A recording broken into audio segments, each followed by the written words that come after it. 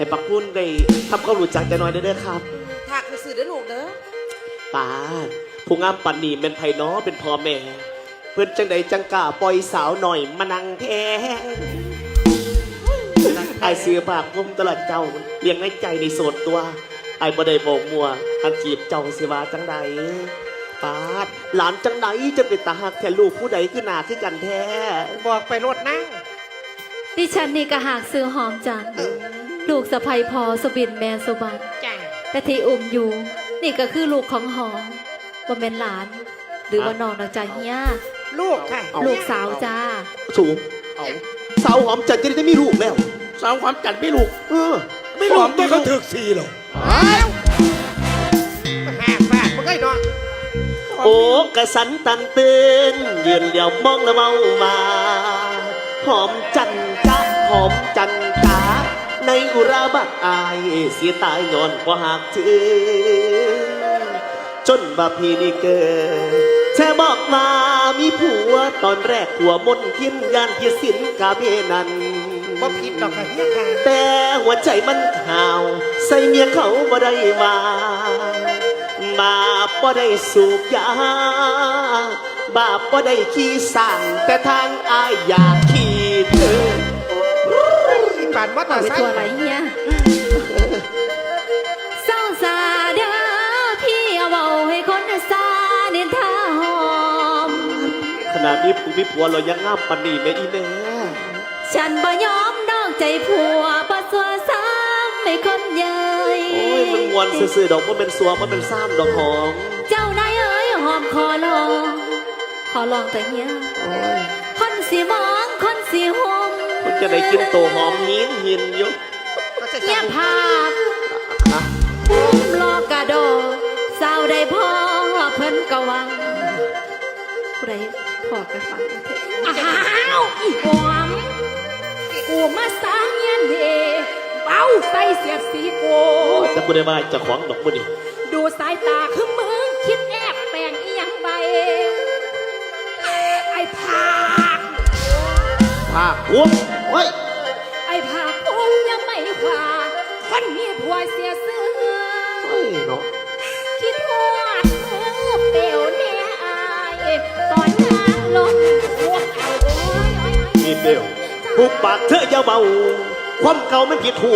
พุ่นประตูไว้เฝ้าหนีอย่าวุ่นวายแล้วใจหายเต้นพอนางมาลายอีหอมจันนี่แม่นบ่ยับไปมาให้เขามึงเป็นการขวางคอมาทีหลังแล้วเดือดร้อนทำที่อ่อนบาบอเอาอีนี่คือเป็นตาสั่งเดี๋ยวสูความในใจมึงอยากเดาโอ้ยขัดภาษาวันมาอยู่นี่ตัวการซุปตาวันกินลึกพี่ภาคภูมิอย่าไปหยุ่งนะคะนะพี่ค่ะปาติโทษแน่ไม่ได้หอมเบลฉันบ่ได้มาหยุ่งเรื่องผู้ชายบ่ของเกี่ยวถูกต้องฉันบ่ได้หีเขียวขาดผู้ชายฉันอยู่ได้ย่ายันหย่อขาผู้หญิงไหมเอานางเอกจังไหนจังบาฮีจังบาเลยนะเขาศูนย์เฮียเขาศูนย์ก็ใช่ศูนย์ครับศูนย์แน่ปวดเว้ยอ่ะเปลวหอมจัดเลยถ้าจังสันนะก่อนสิไปสิมาจ่ายค่าแผงมาก่อน2 เดือนเคิงกันนะบอกค่าแผงมาเตี้ยขอเพื่อนนั่งขอเพื่อนแม่จ่ายมาซะดีๆแล้วจ่ายมาเลยย่าจ๋า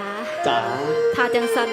หอมขอจ่ายค่าแผงแค่ของเดือนที่แล้วเอาอีกเดือนหนึ่งหอมขอพัดไปก่อนนะบ่จ่ายเนี่ยบอยอมครับพี่บอยอมแน่นอนเดียวกันครับใจเนี่ยกับบอยอมจังใจกับบอยอมโอ้ยจับมือเสียๆคือเรื่องขึ้นหาเมื่อยโอ้ยหอมจัดถ้าจังสันนะบอยอมดอกอีจะ6 เดือนจังใจกันได้ดอกเนี่ยหลายใจเนี่ยขอบคุณค่ะก่อนไปก่อนกันได้ดอกนอกบัตรนี้เนาะจ้าไอ้ยะค่ะเปี่ยวกับขอพัดอีกแล้ว8 เดือนนะคะนี่ส่วนเธอเรื่องผู้หญิงหากมาปัจจัยตรงเดือนที่แล้วกับเดือนนี้แล้วก็หุ่นผ้าพอผ้าเม้งเป็นถังปลาอยู่หลังตลาดให้มันเยี่ยมตลอดเข้าใจมั้ยมันบอกคือเขาจะนะโอ้ยนี่แหละเขาบอกนะมึงเคยได้ยินบอตักกะแตนชลดาเป็นมาจังไหนสาคนไม่ใช่ทำอะไรก็ผิดน้ออย่าคิดว่าตัวเองเก่งนะไปขี้หมูอัดสมองมึงเป็นหมูค่ะเม็ดไว้ยังอยู่มันเป็นแต่มึงเลยอี หัวใจกูเอ้ยอีน้ำนิ่งไหลลึกอีดึกในฉันหายแล้ว จังตัวโกงมาล่ำขนาดใดผ้ามึงหวานว่าชะน้อยแน่พะนะโอ้ยมักขั้นเขียวนั่งนี่ครับเตือนลามครับพ่อครับแม่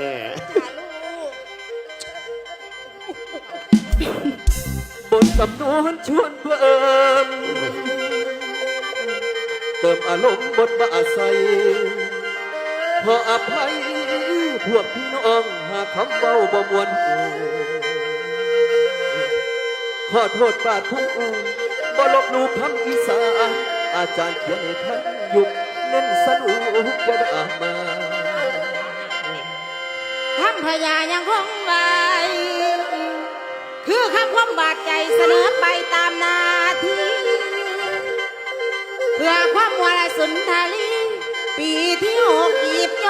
กก่อนขอวันทานให้ซอยเชียร์ผู้ฟัง นี่แล้วตกหลุมรักเขาแล้วเบิ่งเขามีผัวมีลูกบ่แห้งเรา ขอเสียงคนอกหักหน้าเวทีนั่นแล้ว มีผัวกับบ่มีผล